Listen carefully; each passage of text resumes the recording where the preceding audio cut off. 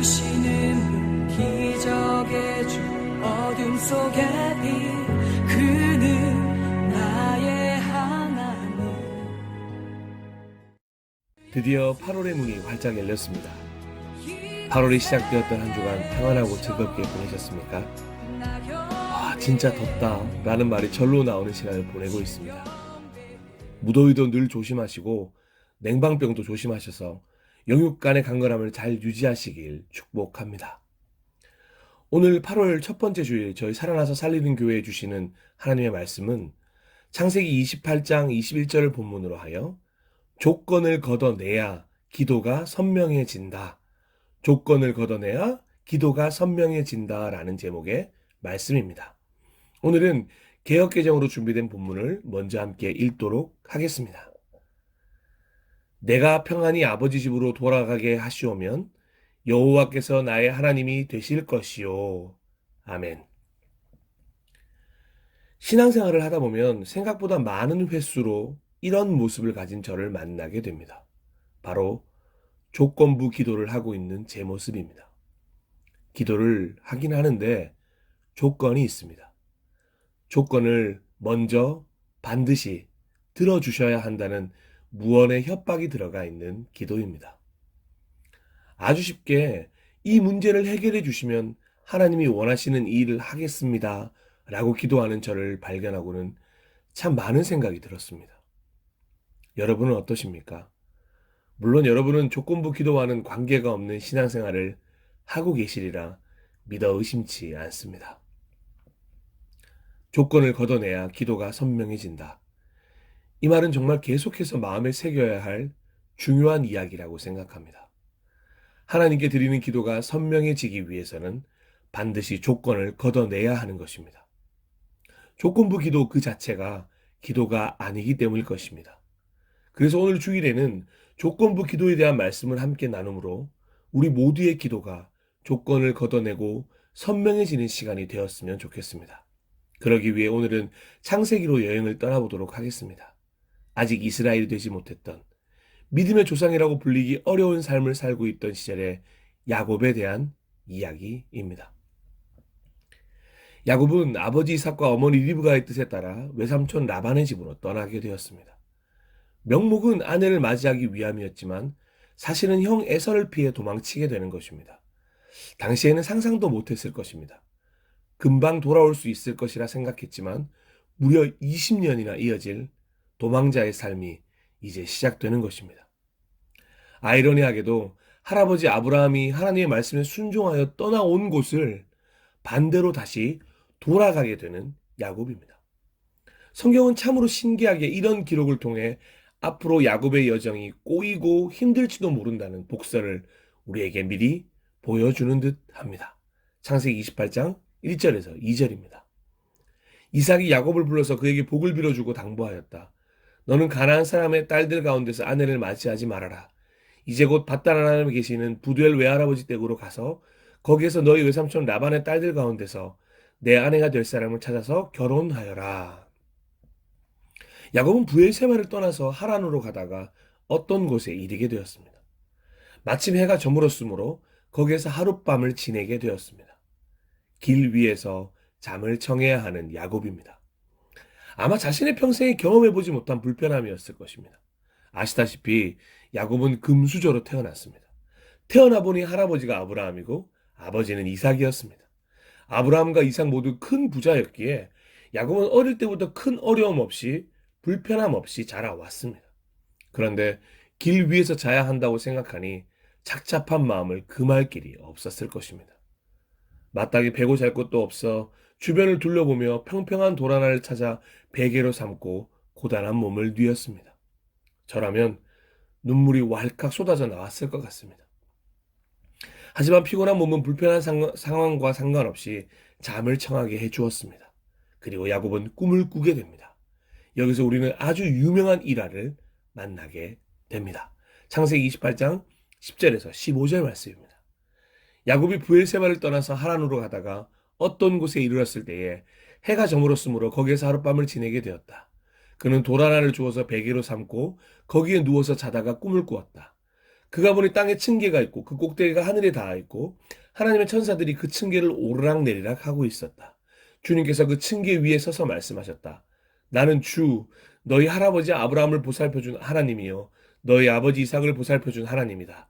내가 지금 누워있는 이 땅을 내가 너와 너의 자손에게 주겠다. 너의 자손이 땅의 티끌처럼 많아질 것이며 동서남북 사방으로 퍼질 것이다.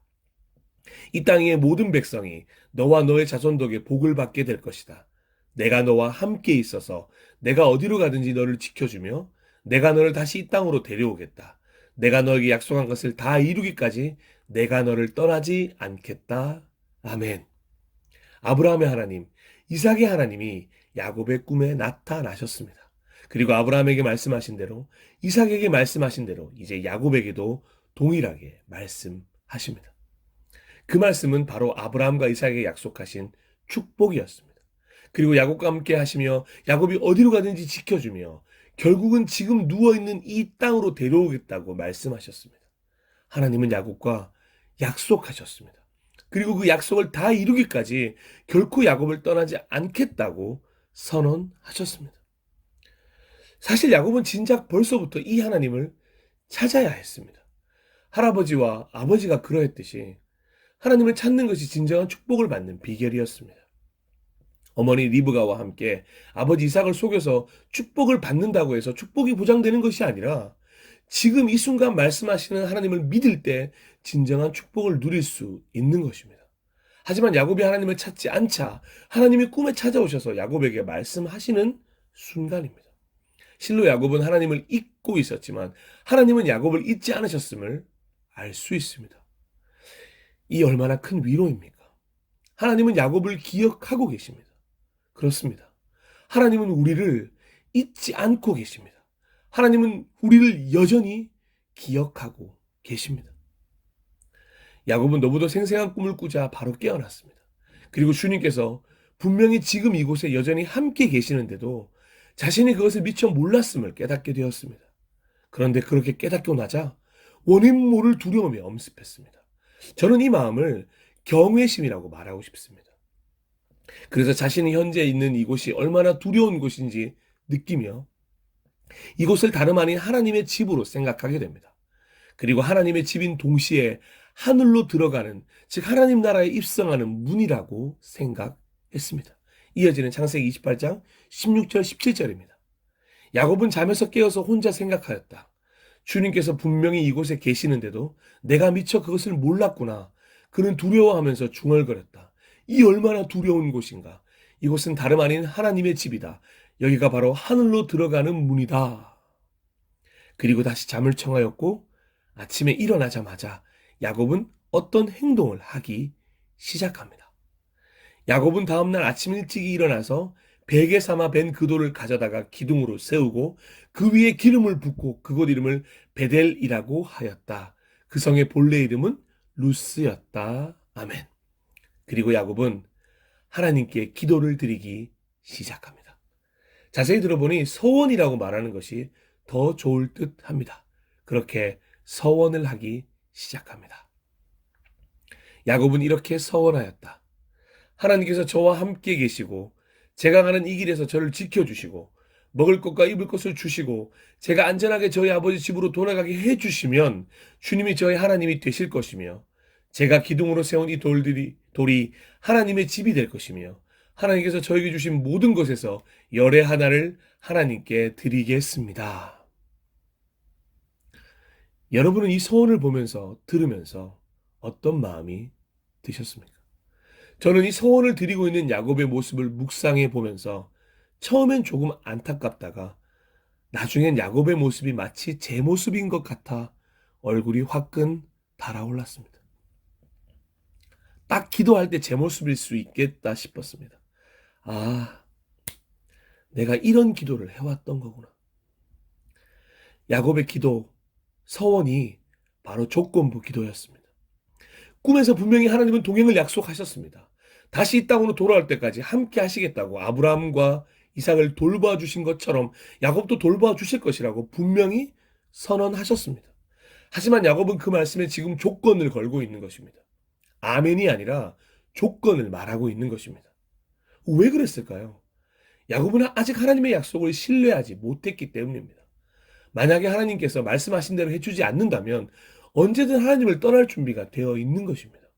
자신에게 약속하신 말씀대로 해주신다면. 그때야 비로소 하나님을 하나님으로 인정해 드리려는 마음입니다. 성경에서 말하고 있는 믿음과 완전하게 반대입니다. 기도가 무엇인지 전혀 모르고 있는 야곱입니다. 이렇게 보니 야곱은 아브라함이나 이삭으로부터 신앙 교육을 전혀 받지 못했던 것은 아닐까라는 생각마저 들었습니다. 이렇게까지 모를 수 있을까요? 야곱은 지금 그저 자신에게 유리한 대로 조건부 기도를 말하고 있는 것입니다. 사실상 이 모습은 기도가 아닙니다. 아직 기도에 대해서 선명하게 깨닫지 못하고 있는 것입니다. 그래서 이런 야곱을 보면서 확실하게 알 수 있는 것입니다. 그래, 조건을 걷어내면 기도가 더 선명해질 수 있겠구나라고 말입니다. 그리고 이 조건부 기도와 완전히 반대되는 믿음의 단어가 바로 그리 아니하실지라도 그럼에도 불구하고라는 걸 또한 새삼 깨닫게 되었습니다. 기도가 선명해지기 위해서 이 말을 기초로 하는 마음이 얼마나 중요한지 생각하게 되었습니다. 그래서일까요? 다니엘의 세 친구 사드락과 메삭과 아벳느고의 이 고백이 새삼 너무도 멋지게 다가왔습니다. 정말 멋진 신앙 고백입니다. 다니엘 3장 17절에서 18절입니다. 왕이여, 우리가 섬기는 하나님이 계시다면 우리를 맹렬히 타는 풀무불 가운데에서 능히 건져내시겠고 왕의 손에서도 건져내시리이다. 그렇게 하지 아니하실지라도 왕이여, 우리가 왕의 신들을 섬기지도 아니하고 왕이 세우신 금신상에게 절하지도 아니할 줄을 아옵소서. 아멘. 실로 믿음의 고백이었습니다. 왕에게 하고 있는 말이지만 오히려 하나님께 드리는 너무도 선명한 기도였습니다. 그렇게 하지 아니하실지라도 하나님이 자신들을 풀불에서 건져내지 않으시더라도 하나님은 여전히 자신들의 하나님이라고 영광을 돌리고 있습니다. 그러니 이 기도를 하나님이 응답하시는 것입니다. 응답하시는 것에서 모자라 사드락과 메삭과 아벳느고와 함께 하십니다. 다니엘 3장 25절입니다. 왕이 말을 이었다. 보아라, 내가 보기에는 네 사람이다. 모두 결박이 풀린 채로 화덕 안에서 걷고 있고 그들에게 아무런 상처도 없다. 더욱이 넷째 사람의 모습은 신의 아들과 같다. 아멘. 그리고 바로 이방의 왕이었던 느부갓네살의 입으로 하나님께 영광을 돌리게 만드는 놀라운 역사가 일어나게 됩니다. 이어지는 26절입니다. 느부갓네살 왕이 활활 타는 화덕 어기로 가까이 가서 소리쳐 말하였다. 가장 높으신 하나님의 종 사드락과 메삭과 아벳느고는 이리로 나오너라. 그러자 사드락과 메삭과 아벳느고가 불 가운데서 나왔다. 아멘. 구의 말 투아웃 역전 끝내기 말로 없는 보다 더 짜릿합니다. 방금 자신들을 죽이려고 했던 왕의 입에서 오히려 하나님을 찬양하는 목소리를 듣게 되다니, 이것이 바로 조건부 기도가 아닌 그리 아니하실지라도라는 선명한 기도의 힘입니다. 하나님을 향한 순수한 마음 그대로를 담아 믿음으로 드린 기도, 그 기도가 빛을 발하는 순간입니다. 또한 시편 73편의 저자에게서는 그럼에도 불구하고라는 선명한 기도를 찾아볼 수 있습니다. 이 기도 역시 우리의 입술에 너무도 필요한 기도입니다. 시편 73편 22절에서 24절입니다. 내가 어리석었고 무지했습니다. 내가 주 앞에서 짐승 같았습니다. 그럼에도 불구하고 내가 항상 주와 함께 있습니다. 주께서 내 오른손을 붙들어 주십니다. 주의 지혜로 나를 인도하시고 나중에 나를 영광스러운 곳으로 데려가실 것입니다. 아멘. 그럼에도 불구하고 라는 말은 믿음이 없다면 결코 고백할 수 없는 말입니다. 하나님을 향한 선명한 믿음이 있어야만 드릴 수 있는 선명한 기도인 것입니다. 하나님은 모든 것이 가능한 분이야 라는 신념을 기도로 선포할 수 있는 아주 멋진 고백입니다. 우리는 어쩌면 아주 쉽게 조건부 기도를 하면서 기도라고 생각하고 있는지도 모르겠습니다. 제가 생각한 그대로 해주신다면, 제가 원하는 그곳으로 인도해 주신다면, 제가 원하는 소원을 들어주신다면, 제가 원하는 대로 하나님이 움직이시면 등등 조건부 기도는 언제나 하나님을 도깨비 방망이처럼 도구로 만들어버리는 믿음이 없는 언어일 뿐입니다. 결코 조건부 기도는 올바른 기도가 아닙니다. 기도라고조차 말할 수 없습니다. 조건을 내밀고 있다는 그 자체가 믿음의 행동이 아닌 것입니다. 내가 생각한 그대로 해주시지 않더라도, 내가 원하는 그곳으로 인도해 주시지 않더라도, 내가 원하는 소원을 들어주지 않는다 하더라도, 내가 원하는 대로 하나님이 움직여 주시지 않더라도 하나님은 여전히 하나님이십니다. 하나님을 향한 우리의 믿음은 결코 변하지 않아야 합니다. 그것이 믿음입니다. 히브리서 11장 6절입니다. 믿음이 없이는 하나님을 기쁘게 해드릴 수 없습니다. 하나님께 나아가는 사람은 하나님이 계시다는 것과 하나님은 자기를 찾는 사람들에게 상을 주시는 분이시라는 것을 믿어야 합니다. 아멘. 사랑하고 존경하고 축복하는 예배자 여러분, 간절히 소망합니다. 이제는 기도에서 조건을 걷어내셔야 합니다. 분명한 사실이 하나 있습니다. 지금 우리가 말하고 있는 조건과 상관없이 하나님은 하나님이시라는 것입니다. 우리가 하나님의 방법에 순종하는 것이지 하나님이 우리의 방법에 순종하시는 것이 아닙니다. 우리가 먼저 하나님의 음성을 들어야 하는 것이지 하나님이 우리의 음성을 먼저 들어야 하는 것이 아닙니다. 하나님이 말씀하십니다. 그리고 우리는 듣습니다. 그것이 하나님을 주인으로 모신 종된 우리의 마땅한 모습인 것입니다. 그런데 이 관계를 깨버리는 것이 바로 조건부 기도입니다. 그리고 나아가 결국에는 하나님조차도 조건부 하나님으로 만들어버리게 되는 것입니다. 필요할 때만, 내가 원하는 대로 될 때만 하나님이 되는 것입니다. 내 기도를 들어주면 살아계신 하나님이고 내 기도를 들어주지 않으면 죽은 하나님으로 치부해버리는 것입니다. 우리는 이런 모습을 반드시 버려야 하는 것입니다. 그 시작이 바로 조건을 걷어내는 선명한 기도로부터입니다. 다시 오늘 본문으로 돌아가면 그때까지도 여전히 야곱은 무지합니다. 이제야 비로소 믿음의 여정을 시작하는 야곱은 아직도 갈 길이 멉니다. 그 여정을 통하여 야곱은 연단되어질 것이고 하나님의 사람으로 변해갈 것을 우리는 알고 있습니다. 하나님의 약속대로 야곱이 기도한 대로 모든 것이 이루어집니다. 그런데 여기서 우리가 반드시 기억해야 할 하나가 있습니다. 하나님은 야곱의 조건부 기도에 응답하신 것이 아니라 하나님이 먼저 말씀하시고 약속하신 대로 야곱과 함께 하셨다는 것입니다. 야곱이 아무리 조건을 내밀어도 하나님은 먼저 말씀하신 대로 하나님 스스로 하신 약속을 지키시는 신실하신 하나님입니다. 그러니 반대로 그런 하나님에 대한 믿음을 확실하게 하면서 이제부터라도 야곱이 믿음의 행위를 한다면, 믿음의 기도를 드린다면, 조건을 걷어내고 선명한 기도를 하나님께 드린다면 하나님의 마음이 얼마나 기쁘시겠습니까? 하나님의 뜻대로 순종하는 모습이 바로 그 모습일 것입니다. 사랑하고 존경하고 축복하는 예배자 여러분, 우리 역시 아직은 야곱처럼 무지하고 부족합니다. 아직 조건부 기도가 더 익숙한 우리들입니다. 그래서 하나님을 수시로 살리기도 하고 죽이기도 합니다. 하지만 하나님은 그런 우리 연약한 모습과 상관없이 하나님의 약속을 지켜가십니다. 왜냐하면 하나님은 하나님이시기 때문입니다. 그러니 하나님을 향한 우리의 고백을 확실하게 해야 할 때입니다. 조건은 버리고 선명하게 믿음으로 하나님을 기쁘시게 해드리는 믿음의 사람들이 되어야 할 때입니다. 창세기 후반부의 기록을 보면 먼 훗날 야곱도 분명히 자신의 신앙을 진심으로 고백하며 하나님을 하나님으로 인정해 드리게 되는 것을 볼 수 있습니다. 조건을 다 걷어내고 선명하게 하나님을 바라보게 되자 오늘 본문에 등장하는 행동과 동일한 행동을 하게 됩니다. 야곱처럼 조건을 걷어내기 위해 시간이 필요할지도 모릅니다. 때론 연단이 필요할 수도 있습니다. 하지만 그런 연단의 시간이 꼭 필요한 것은 아닙니다. 왜냐하면 조건을 걷어내는 방법은 의외로 간단하기 때문입니다. 지금 내가 기도하고 있는 대상이 누구인지 분명하게 인정하면 해결됩니다. 기도를 받으시는 대상이, 내가 지금 기도를 드리고 있는 대상이 살아계신 하나님이심을 분명히 깨닫는 신앙이 그래서 중요한 것입니다. 하나님을 하나님으로 인정해드리는 믿음이 생기면 그리 아니하실지라도 그럼에도 불구하고라는 믿음의 고백이 자연스럽게 따라오게 되는 것입니다.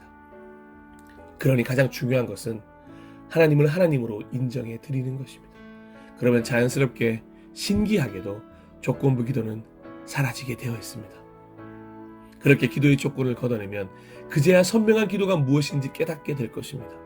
뿌옇게 보이는 것처럼 믿음 없이 드리는 기도가 아니라 믿음으로 드리는 선명한 기도에 하나님은 분명히 응답하실 것입니다. 마태복음 21장 22절입니다. 또 너희가 기도할 때에 이루어질 것을 믿으면서 구하는 것은 무엇이든지 다 받을 것이다. 아멘.